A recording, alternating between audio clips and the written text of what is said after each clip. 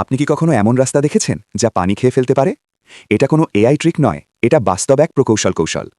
মাত্র ১ মিনিটেরও কম সময়ে এই রাস্তা ১১,০০০ পাউন্ডের বেশি বৃষ্টির পানি সরাসরি মাটির নিচে শুষে নিতে পারে। এর প্রকৃত নাম হল পারমিয়েবল কংক্রিট পেভমেন্ট এবং এটি প্রথম ব্যাপকভাবে ব্যবহার করা হয় জার্মানির হাইওয়ে ও বিমানবন্দরের রানওয়েতে। এর আসল জাদুটা এখানে।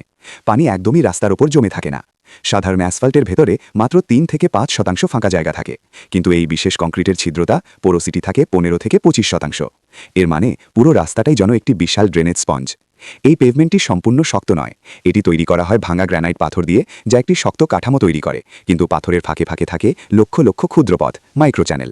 তাই যখন বৃষ্টি হয় তখন পানি রাস্তার ওপর জমে গর্ত বা পিচ্ছিল স্তর তৈরি করে না, বরং সেই পানি ওই ক্ষুদ্র চ্যানেল দিয়ে সরাসরি নিচে নেমে যায়। রাস্তার নিচে থাকে একটি গোপন ভূগর্ভস্থ পানি সংরক্ষণ ব্যবস্থা। বৃষ্টির পানি সেখানে সাময়িকভাবে জমা থাকে, তারপর ধীরে ধীরে মাটির ভেতরে ছেড়ে দেওয়া হয়। এর ফলে বন্যার ঝুঁকি নাটকীয়ভাবে কমে যায়। তো বলুন তো, বৃষ্টি হলে আপনার রাস্তায় কি পানি জমে যায়?